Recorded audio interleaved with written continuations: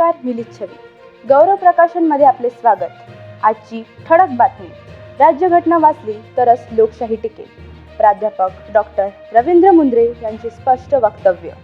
भारतीय संविधानाने देशाला दिलेले लोकशाही चौकटीत जर हुकुमशाहीची छाया निर्माण होत असेल तर संविधान आणि लोकशाही वाचविण्याची जबाबदारी प्रत्येक भारतीय नागरिकाची आहे.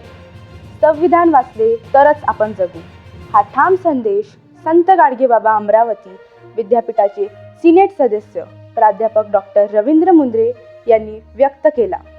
दिवसा जिल्हा अमरावती येथे आयोजित भारतीय संविधानाच्या 76व्या महोत्सवाप्रसंगी ते प्रमुख मार्गदर्शक म्हणून बोलत होते. कार्यक्रमाचे अध्यक्षस्थान माजी सैनिक दिलीप जवंजाळ यांनी भूषविले.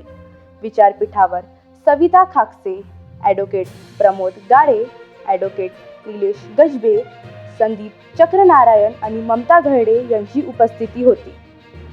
प्राध्यापक डॉक्टर मुंद्रे पुढे म्हणाले की लोकशाही जर एखाद्या विशिष्ट वर्गासाठी कार्यरत झाली, भांडवलशाहीला प्रोत्साहन मिळू लागले, समाजवाद मागे पडला, समता, स्वातंत्र्य, बंधुता या मूलभूत मूल्यांना अडथळे निर्माण होऊ लागले, धर्मनिरपेक्षतेचा पाया कमकुवत झाला आणि हुकुमशाहीचे वातावरण तयार झाले, तर भारतीय नागरिक म्हणून राज्यघटना व लोकशाही रक्षणाची जबाबदारी आपण पार पाडलीच पाहिजे.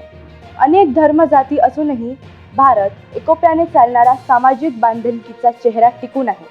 यामागे भारतीय संविधानाची दृढ मूल्ये हीच खरी कारणीभूत शक्ती असल्याचे त्यांनी नमूद केले. कार्यक्रमाचे प्रास्ताविक नंदू वानखडे यांनी केले.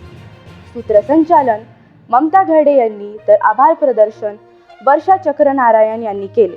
संविधान मूल्याचे जपणूक करण्याची संदेश देण्यासाठी आयोजित या कार्यक्रमाला नागरिकांनी मोठ्या संख्येने उपस्थित राहून सकारात्मक प्रतिसाद दिला.